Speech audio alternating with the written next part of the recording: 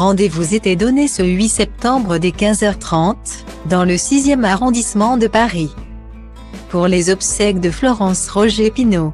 Son décès a été annoncé dans les pages du journal Le Figaro le 6. Elle était la fille de Marie-Yvonne Campbell, la seconde épouse de l'industriel François Pinault. On a pu voir de nombreuses personnalités pour lui rendre hommage. La classe politique était notamment représentée par la première dame, classe égale à HRL Brigitte Macron.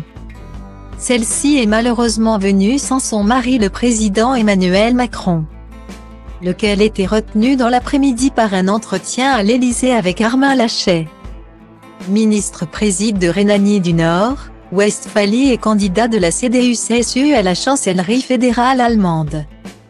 Toutefois, elle n'était pas seule puisqu'on a pu voir à son bras José Pietroboni, chef du protocole du palais présidentiel.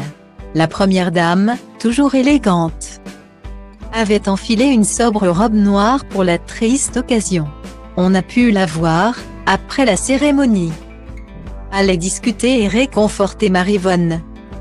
Non loin d'elle, on a aussi pu voir l'ancien président de la République François Hollande, l'ex-chef d'État, qui doit témoigner dans quelques semaines au procès des attentats du 13 novembre devant la cour d'assises spéciale de Paris, était au bras de sa compagne l'actrice et productrice Julie Gaillet.